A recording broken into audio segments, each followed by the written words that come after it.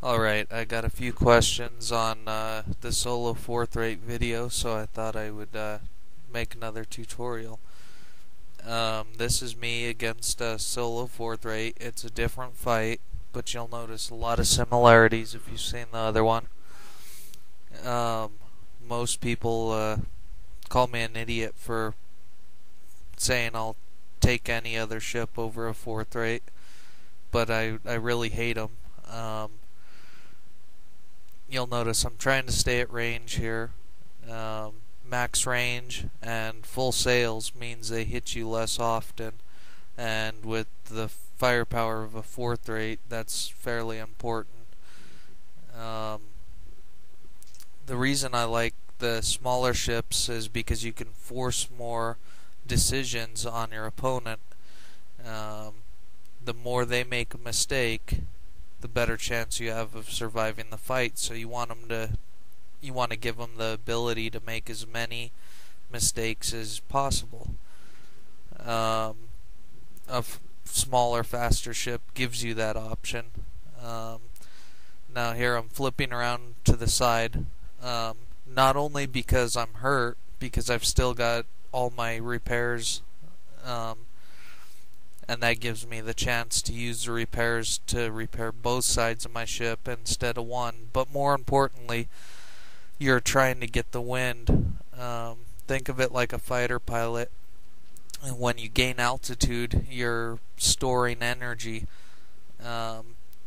So in other words, I want to try to force him to be leeward of me so I can charge him. I can't just charge him if I'm downwind of him because I'll move like a slug. So I want to take this time where I'm in no danger and fight my way upwind slowly. That way when I get in a position to take him, like now, I can turn into the green, whereas if I would have charged him before, I would be moving like a slug. Now I'm fairly fast. So I cut across into the green to close the distance now that his sails are down.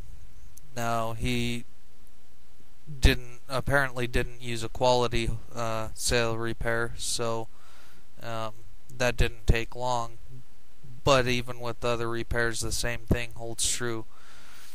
Once you get into position, like I am here, you're in a very vulnerable spot.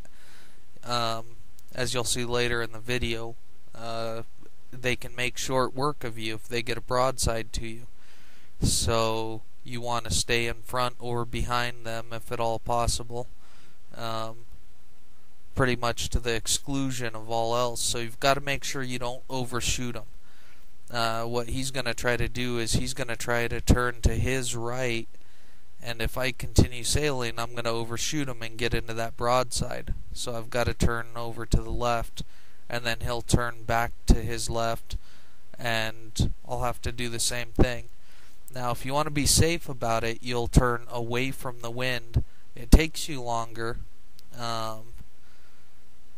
but you are guaranteed to stay out of the firing arc. Like you'll see here, I overshot him, and I'm turning into the wind. It takes me a while, and you'll notice I'm almost at full hit points, and now I'm in trouble. So if I miss this grapple, there's a good chance he's going to kill me here. Luckily I didn't. You'll also possibly want to take his crew down farther than I do. I personally don't take it down very far, but that's because I tend to do well at the boarding combat. So that's it. Not really a whole lot to it. Stay at range. Keep your speed up when you're being fired upon, especially in smaller boats. That's real important. If you can, moving in the opposite direction, of course, gives you a bonus because you're moving faster. You know, he's moving at, say, 10 knots in one direction, you're moving in 10 knots in the other direction. That gives you a 20 knot difference. So you're technically moving faster and harder to hit when you're going in the opposite direction. Now this one happened to be a fast fight, but there's no hurry. You'll notice I didn't use many of my repairs. If you have to, you can stay outside and just take your time and wear them down. Luckily with this fight I didn't need to, but there's no hurry. Take your time, relax.